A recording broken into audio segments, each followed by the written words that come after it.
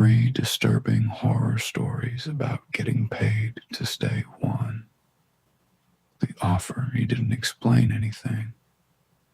That's what made it feel off from the very beginning.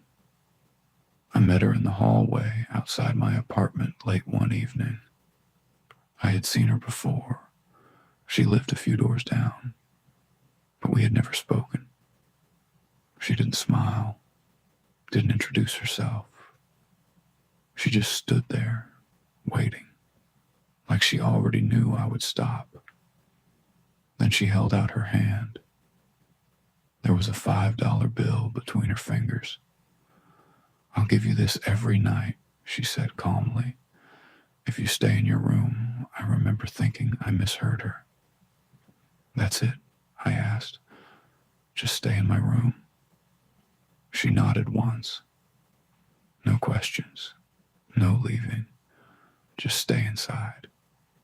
Her voice was quiet, controlled, like she had said this before. I looked at the money again. It didn't make sense. It wasn't a lot, not enough to be suspicious in a normal way, but just enough to feel intentional. "Why?" I asked. She didn't answer. Instead, she stepped closer, just slightly, and said, "Because it's safer that way." Then she placed the money in my hand and walked away. She came back the next night, same time, same quiet presence in the hallway. No knock, no warning, just there, waiting like she had been before. I opened the door, and without saying anything, she held out another $5 bill. I took it a little more carefully this time. "All right," I said, trying to sound casual. "So I just stay in my room?" She nodded. But this time, she didn't leave right away. "There's one more thing," she added. Her eyes shifted past me, into my apartment. Not like she was looking around, but like she was checking something. "Once you're inside, don't come out." I frowned. "What do you mean?" "Like, at all." "At all," she repeated. The way she said it made the hallway feel colder somehow. "No bathroom, no kitchen, no stepping out for anything. Just stay in your room until morning." That sounded less like a suggestion and more like a rule. "And if I do?" I asked. For the first time, she hesitated. Not long, just enough to notice. Then she looked back at me, her expression unchanged. "You won't," she said. Not confidently, not threateningly, just certain. And that somehow felt worse than any explanation she could have given. The first night felt almost ridiculous. I locked my door, sat on the bed, and waited, half expecting something to happen immediately. But nothing did. The room stayed exactly the same as it always was. Quiet, familiar, safe. I checked the time a few times just to be sure I wasn't missing anything. Midnight passed, and then 1, and then 2. Nothing. I ended up scrolling through my phone, lying back against the wall, barely thinking about her or the rule anymore. It started to feel like easy money, $5 for doing absolutely nothing. In the morning, she was already there again. Same place, same expression. She handed me another bill without a word. The second night was the same. So was the third. By then, I stopped taking it seriously. The rule didn't feel important anymore. It felt unnecessary, like she was just overly cautious about something that didn't exist. I even caught myself thinking about testing it, just opening the door for a second, just to prove it was nothing. But I didn't. Not yet. Because even though nothing had happened, something about the silence still felt deliberate. By the fourth night, I started noticing things I hadn't before, not obvious things. Nothing I could point to and say, that's wrong. Just small details that felt slightly out of place. The room felt quieter than usual. Not just silent, but contained. Like the sound wasn't escaping. Like everything was being held in one space, pressed down just enough for me to feel it without understanding it. I found myself looking at the door more often, not out of fear. At least, that's what I told myself, or just curiosity. There was a thin line of darkness where the door met the floor. I had seen it every day, countless times, but now it felt different, deeper, like it wasn't just a shadow from the hallway, but something beyond it. I moved closer once, just a few steps, and the handle looked normal, and the wood felt solid, nothing strange, and yet I didn't touch it. Not because of a rule, because something in me hesitated. Like my body understood something my mind didn't. I stepped back slowly, returning to the bed, trying to ignore the growing feeling that the room wasn't just quiet. It was waiting. It started with something small, so small I almost ignored it. I was lying on my bed, staring at my phone, half distracted and not really thinking about anything anymore. The room felt the same as the nights before, still, quiet, controlled. Then I heard it, a soft sound, not from the hallway, from inside the room. I froze. It wasn't loud, just a faint shift, like fabric moving or something lightly brushing against the wall. The kind of noise you could easily explain away if it didn't happen again. A few seconds passed, and then it came back, closer this time. My eyes slowly lifted from the screen, scanning the room. Everything looked normal. The corners were dark, but they always were. The shadows hadn't changed, or at least I didn't think they had. I sat up, listening. Nothing. The silence returned, heavier than before. I let out a quiet breath, forcing myself to relax. Just the building. Just noise. That's what I told myself. But the thought didn't stick. Because something about it felt wrong. Not because I heard something, but because it sounded like it was trying not to be heard. The next night, I didn't use my phone. I sat still, listening, waiting, and the room felt tighter than before, like the air itself had changed. Every small sound, my breathing, the shift of fabric, the faint hum in the walls, felt louder than it should have. Then it happened again. That same soft movement, but this time, I knew where it was coming from, the corner of the room, the darkest part. I didn't turn my head right away. I just listened, trying to make sense of it. It wasn't random. It had a rhythm to it. Slow, careful, like something adjusting its position. I forced myself to look. Nothing. Just shadow. But the longer I stared, the less still it felt. The edges didn't stay where they should. They shifted. Not enough to clearly see it, but enough to feel it. I leaned forward slightly, my eyes narrowing. That's when I realized something that made my chest tighten. The movement stopped. The moment I looked at it. And for a second, just a second, it felt like whatever was in that corner was aware of me watching. I stopped looking at it, not because I wanted to, but because something in me understood that staring at it was a mistake. So the next night, I kept my eyes away from the corner. I sat on the bed, facing the opposite wall, pretending the room was empty, pretending everything was normal.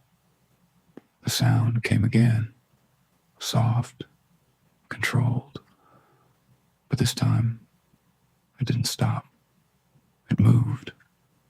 I could hear it shift across the floor, slow and deliberate, like it was testing the space, like it didn't need to hide anymore. My breathing became shallow. I didn't turn. I didn't move. I just listened. And the longer I stayed still, the closer it got. I could feel it now, not touching me, but near enough that the air around me felt different, colder, heavier. That's when I understood something that made my stomach drop. It wasn't reacting to where I was looking. It was reacting to me, to my attention, to my awareness. The rule wasn't about staying in the room. It was about pretending the room was empty. And the moment I realized that, I knew I had already done something wrong. I don't remember deciding to do it. That's the part that bothers me the most. I had spent the entire night trying not to look, sitting still, breathing quietly, pretending the room was empty, or just like I thought I was supposed to. But something changed. Not in the room, in me. A thought slipped in, slow and quiet. Maybe it's not there anymore. It didn't feel like my thought. It felt suggested. I shifted slightly on the bed, my eyes still fixed on the wall. The silence had returned. No movement, no sound, nothing. That made it worse, because now it felt like the room was waiting for me to do something. Just a glance, I thought, just to be sure. I turned my head, slowly. The corner looked the same. Empty. Dark. Nothing there. Relief came immediately, too quickly. I exhaled, my shoulders dropping as the tension released. See? Nothing. I almost laughed. Then I blinked. And in that brief moment, something shifted, not in the corner, closer, much closer. And I realized too late. I hadn't checked if it moved. I had only checked where it used to be. I didn't sleep that night. I couldn't. I sat there, frozen, trying not to move, trying not to think, trying to pretend that everything was still the way it had been before. But it wasn't, because now I knew something had changed, not in the room, in the rules. The silence wasn't empty anymore. It felt occupied, like something was there, just outside my awareness, staying perfectly still, because it knew I would try not to look again. I kept my eyes fixed forward, refusing to turn my head.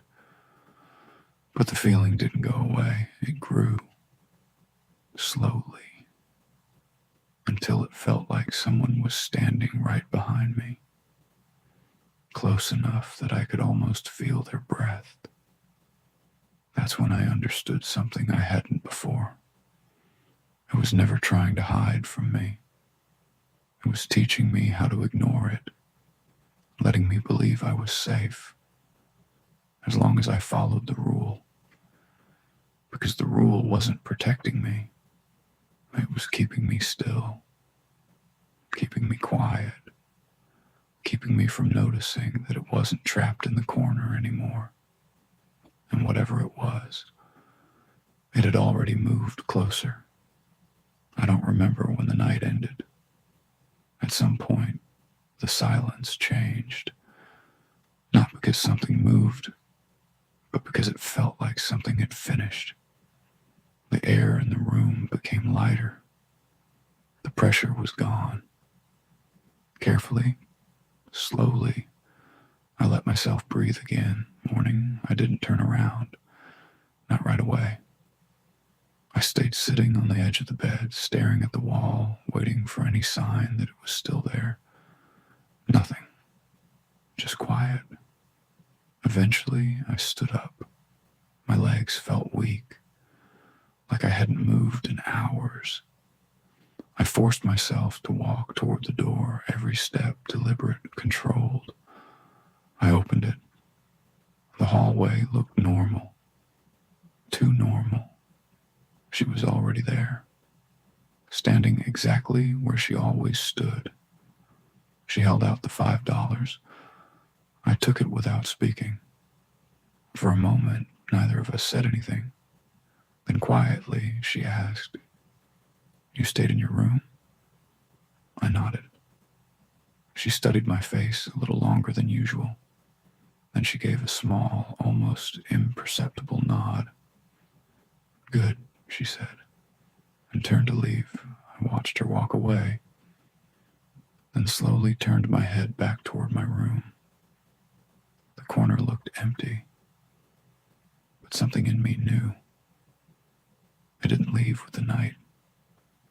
I just stopped needing the dark. I wasn't looking for the job. He found me. I was sitting in a small cafe near the edge of town, the kind of place people pass through without remembering. It was late, almost closing, and I was the only one left inside. He sat down across from me without asking. Older, calm, not unfriendly, but not someone you'd casually talk to either. He studied me for a second, like he was confirming something. Then he placed a folded bill on the table.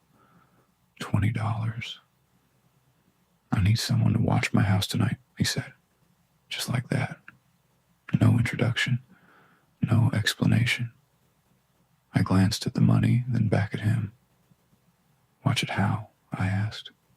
"Just stay inside," he replied. "That's all." It sounded simple, too simple. "What's the catch?" I said. He didn't answer right away. Instead, he leaned back slightly, his eyes drifting toward the window beside me.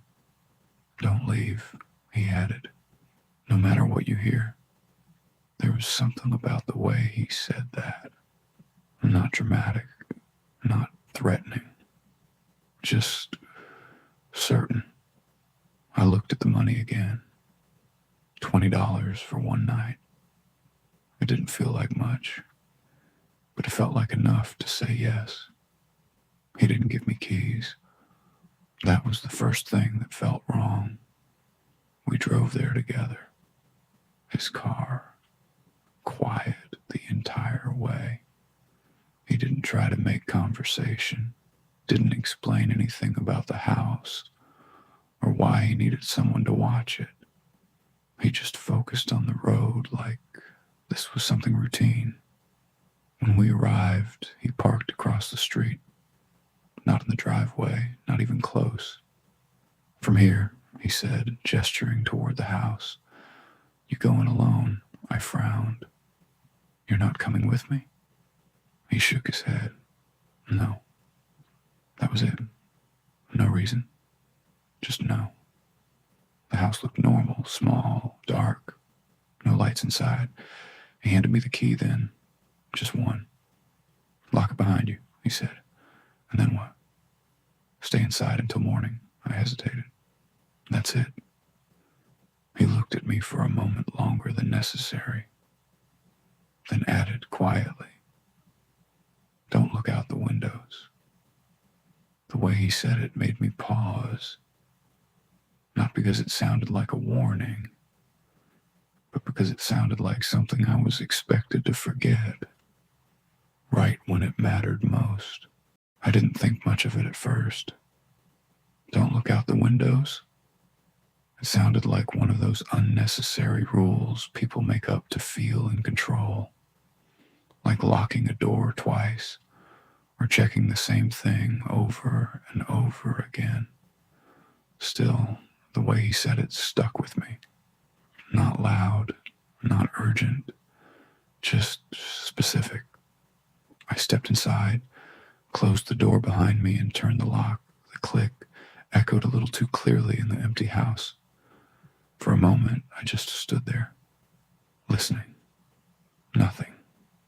The place felt abandoned, not messy, not broken, just empty in a way that didn't feel temporary, like no one had really lived there for a while.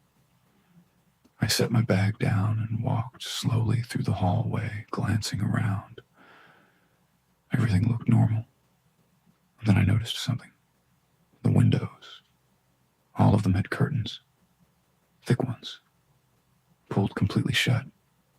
Not slightly. Not enough to let light through. Completely sealed. I moved closer to one, just out of curiosity. My hand almost reached for the curtain, then I stopped.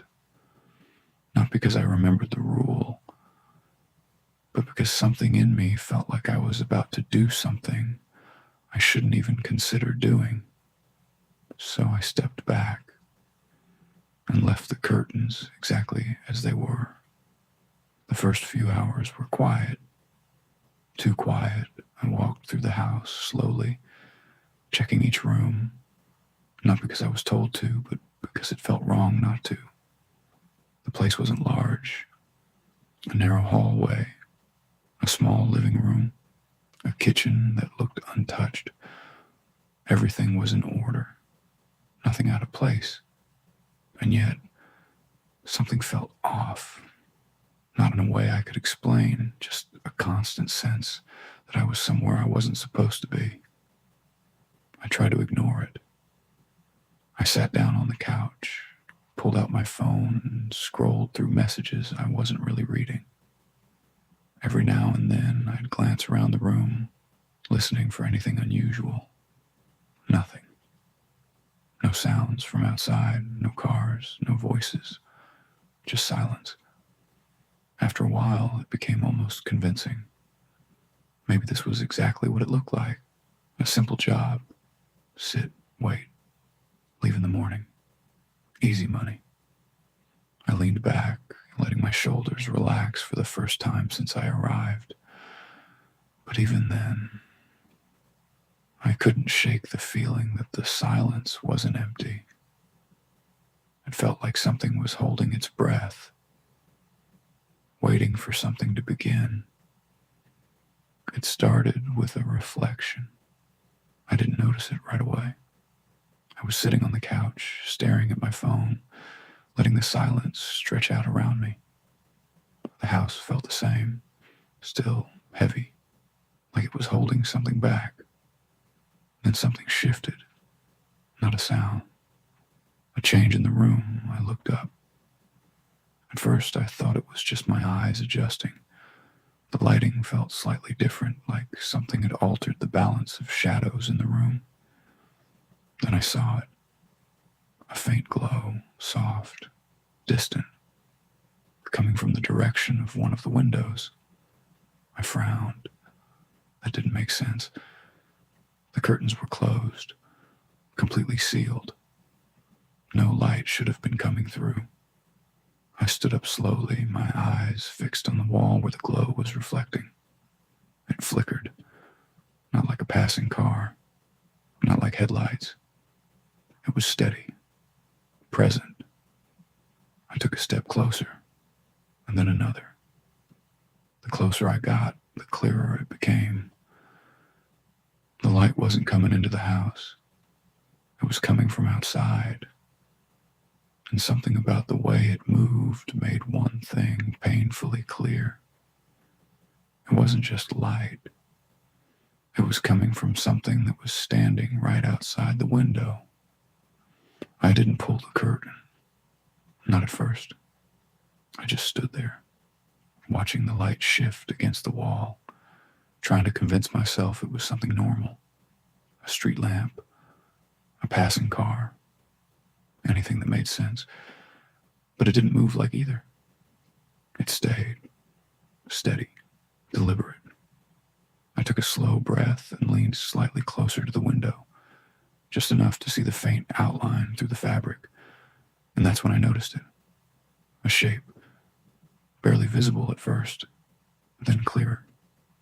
A silhouette, tall, still, standing directly on the other side of the glass. My chest tightened. It wasn't pacing. I wasn't shifting its weight.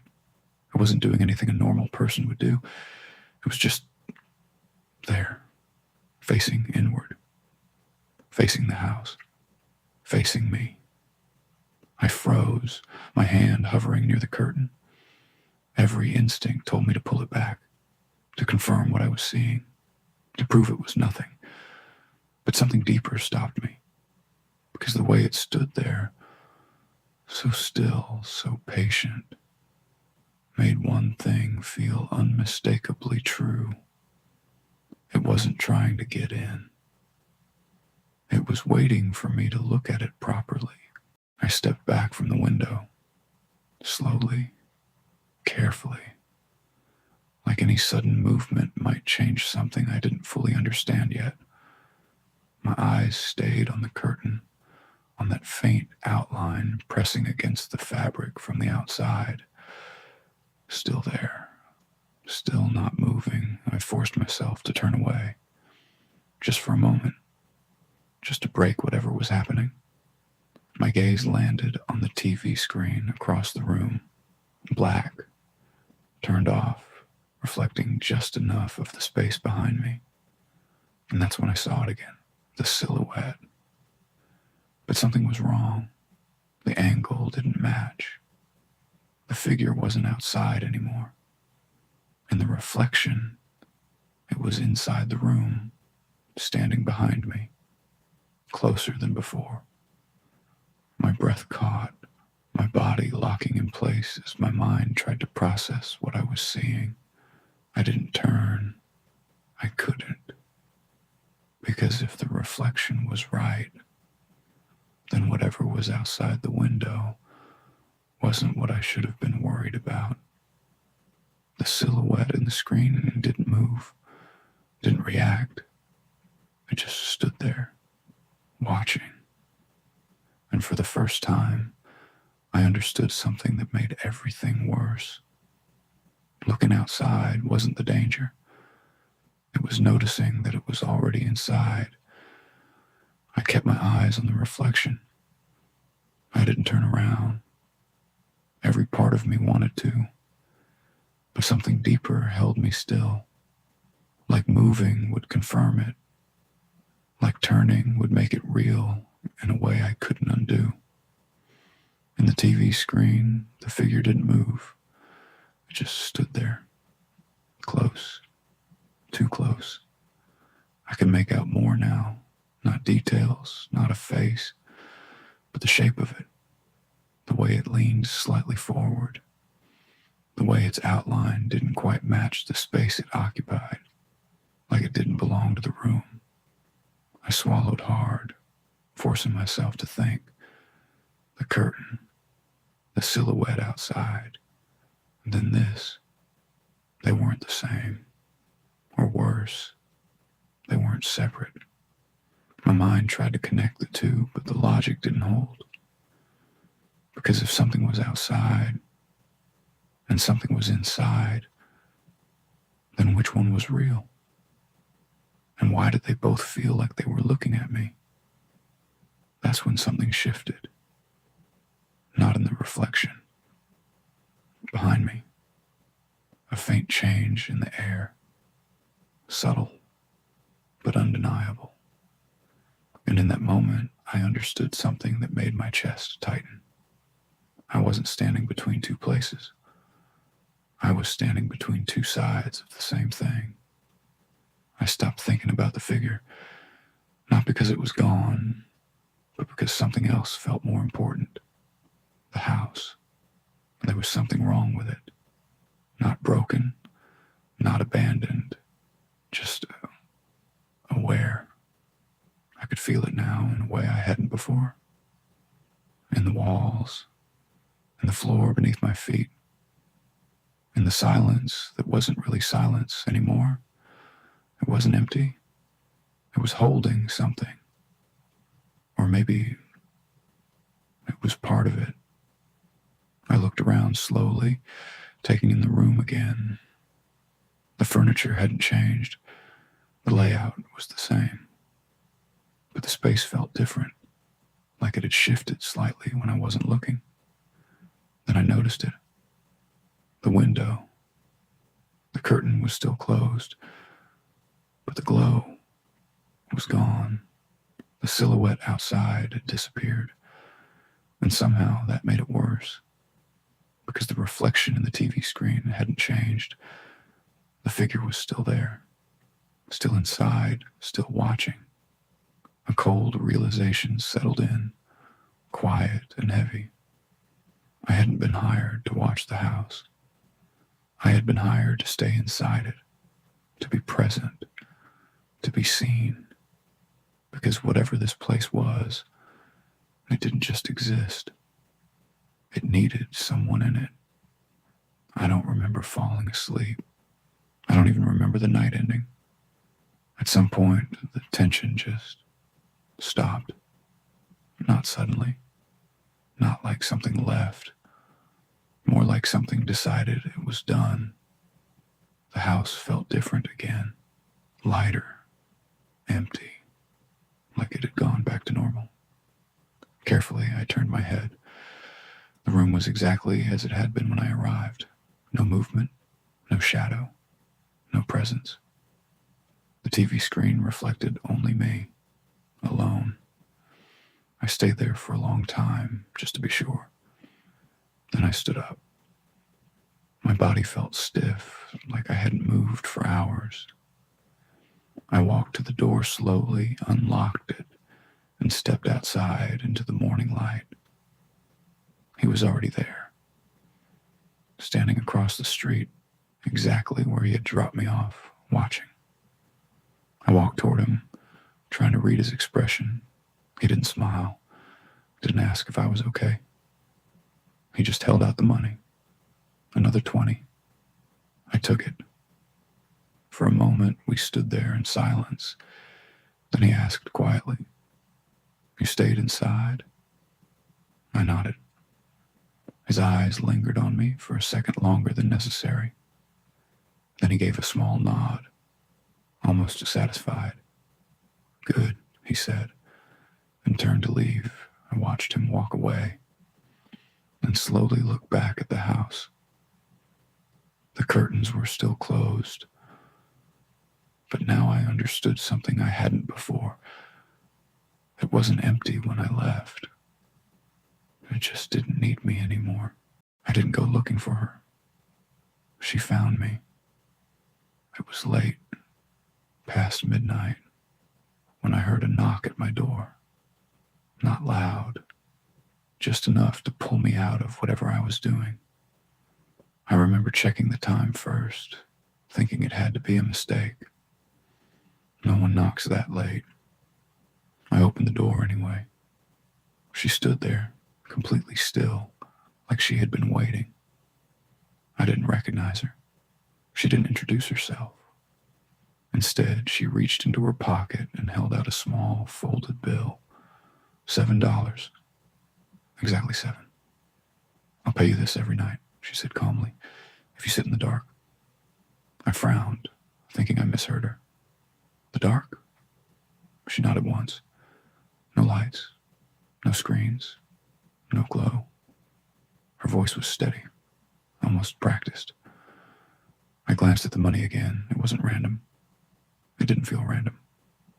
The amount, the timing, the way she said it, it all felt intentional. "Why?" I asked. She didn't answer. Instead, she leaned slightly closer and said, "Because it's safer when you can't see it." Then she placed the money in my hand and stepped back into the hallway. She came back the next night. Same quiet knock, same still posture when I opened the door. She didn't greet me, didn't ask how I was, just held out another folded bill. $7. Exactly the same. I took it, more carefully this time, my eyes searching her face for something I might have missed before. "So I just sit in the dark?" I asked. She nodded, but this time she didn't step away. "There's more," she said. Her gaze drifted past me, into my apartment, like she was checking something she couldn't see directly. No lights, she repeated. No phone, no screen, nothing that glows. That's kind of extreme, I said, half laughing. She didn't react. And if I turned something on? I asked. For a moment, she didn't answer. Then she looked back at me, her expression unchanged. You won't, she said. Not as a warning, not as a threat, just a statement. I hesitated, then nodded slowly. She placed the money in my hand. And just before she turned to leave, she added, quietly, if you see anything, don't try to understand it. Then she walked away. And for the first time, the darkness in my apartment felt different. I turned off the lights one by one. The room didn't go dark all at once. It faded. Corners first, then the edges of furniture, then the shapes I recognized until everything became flat and indistinct. I stood there for a second, waiting for my eyes to adjust. They didn't. Not fully. I sat down on the bed and held still, listening. Without the glow of a screen or a lamp, the room felt larger and closer at the same time, like the walls had moved without making a sound. Minutes passed, or maybe longer. Time felt strange without anything to mark it. I focused on my breathing, on the faint sounds of the building, trying to prove to myself that nothing had changed. Nothing had. At least, that's what I told myself. Then I noticed something. The darkness wasn't uniform. Some parts of the room felt deeper than others, not just shadows, layers, like there were places the dark didn't behave the same way. I narrowed my eyes, trying to focus, and for a moment, I thought I saw a shape. Not clear, not defined, just something that didn't match the rest of the room. I blinked, and it was gone. Or maybe it had just moved. The second night felt different the moment I turned off the lights. The darkness didn't settle the way it had before. It arrived, faster, heavier, like it already knew the room. I sat on the bed, hands resting on my knees, trying to stay still like I had the first night. But this time, my breathing felt louder. My movements felt noticeable, like something could hear them. I kept my eyes open, letting them adjust as much as they could. Shapes slowly formed again. The outline of the door, the edge of the dresser, the window as a darker rectangle against the wall. But the darkness between those shapes felt thicker, not empty, occupied. I tried not to focus on it, tried to let it exist without acknowledging it. Then I saw it again. That same distortion, but clearer this time. A section of darkness that didn't follow the shape of the room. It stood slightly apart from everything else, like it had depth where nothing should. I held my breath. It didn't move. Not exactly, but it felt closer. And then I understood something that made my chest tighten. It wasn't appearing in the darkness. It was part of it. And the more I tried to see it, the more it seemed to notice me looking. By the third night, I stopped trying to convince myself it was nothing. I knew the difference now. There was the room, and then there was everything else. I sat in the dark, exactly where I had been before, forcing myself to stay still. My eyes adjusted faster this time, like they were learning how to see in ways they weren't supposed to. The outlines of the room came into focus. But the darkness between them didn't stay still anymore. It shifted, slowly, subtly. At first, it looked like depth, just layers of shadow overlapping each other. But the longer I watched, the more those layers began to separate into shapes, not clear, not human, but intentional. They didn't move like something walking or crawling. They rearranged themselves, folding into each other, sliding past one another without making a sound. I tried not to follow them, tried not to focus, but it became impossible because every time I looked away, I could feel them shifting closer. And when I looked back, they weren't where they had been before. That's when I realized something that made my stomach drop. They weren't hiding in the dark. They were using it to move around me. By the fourth night, the room didn't feel like a room anymore. It felt occupied. I sat exactly where I always did, forcing myself to stay still, to breathe slowly, to follow the rule as closely as possible. But something had changed. The shapes weren't just shifting anymore. They were moving with purpose. I couldn't see them directly, not fully, but I could feel the pattern. The way one area of darkness would thicken, then stretch, then dissolve somewhere closer to me, like something was crossing the space, not walking, gliding. I kept my eyes fixed forward, refusing to follow it. That's when I noticed something worse. The sound. Not footsteps, not breathing. Just a faint distortion in the silence, like the air itself was being displaced. It passed beside me, close enough that the temperature shifted. Cold, not sharply, not suddenly, just enough to feel unnatural. I didn't move. I didn't react. I didn't even blink, because I understood something now that made everything worse. It wasn't trying to stay hidden anymore. It was seeing how close it could get without me breaking the rule. I don't know why I did it. That's the part I keep replaying. Up until that point, I had followed every rule, sat still, kept my eyes open, ignored what I couldn't understand.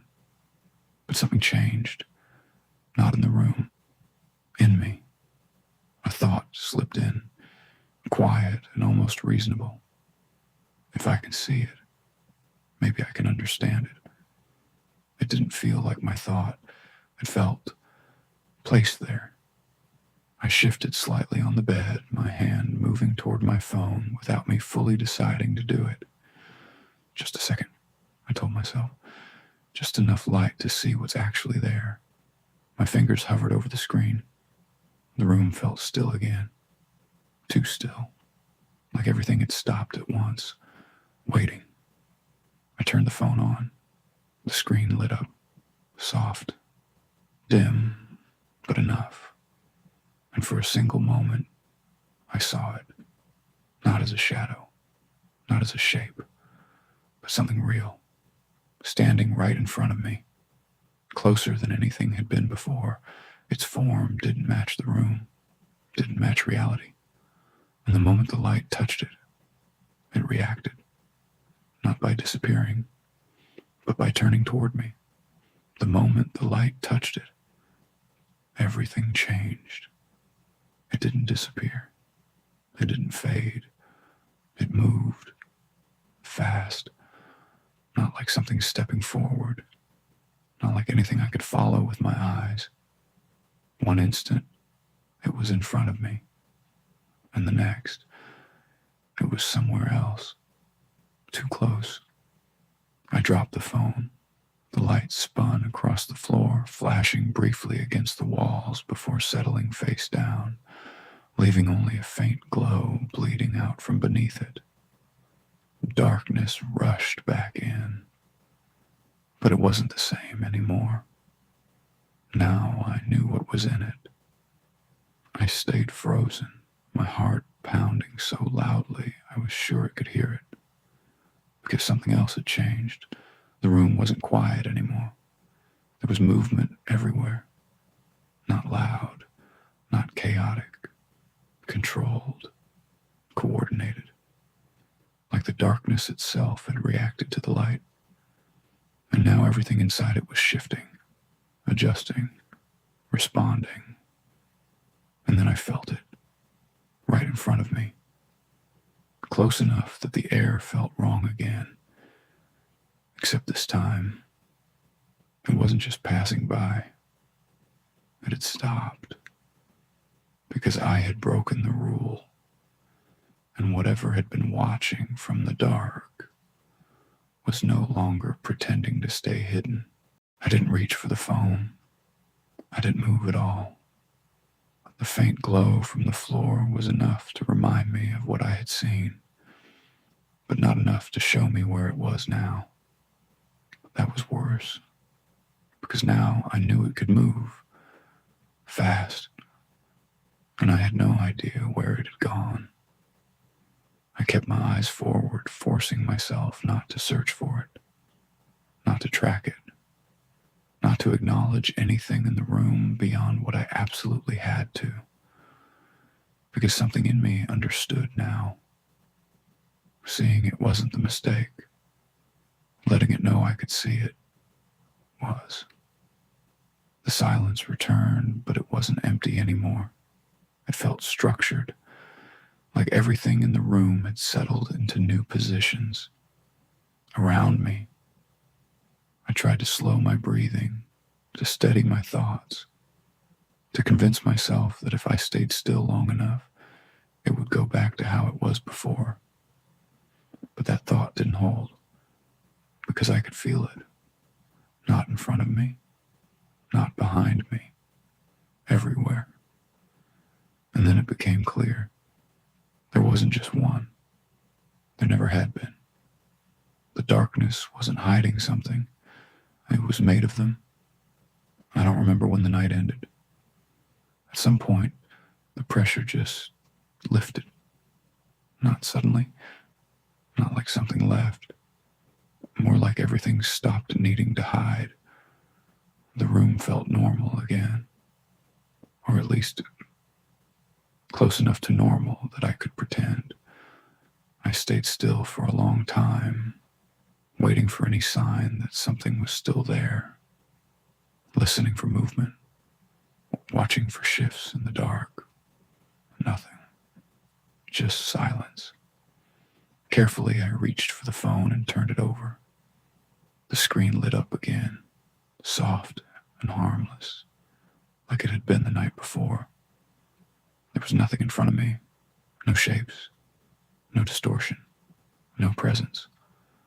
I stood up slowly, my legs unsteady, and walked to the door. When I opened it, the hallway looked exactly as it always did. Empty, bright, safe. She was already there, standing in the same spot, waiting. She held out the $7. I took it without speaking. For a moment, we just looked at each other. Then she asked quietly, "You didn't turn on the light, did you?" I hesitated, just for a second. And that was enough, because something in her expression changed. Not fear, not anger, recognition. She nodded slowly, then said something I didn't expect. "It's okay." I paused, and then softer. "They can see you now either way." I didn't respond. I just stood there, the money still in my hand. Then I turned back toward my room. The lights were still off, but the darkness inside didn't feel like darkness anymore. It felt aware.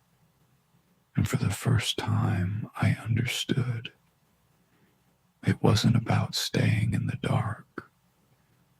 It was about making sure the dark could find you.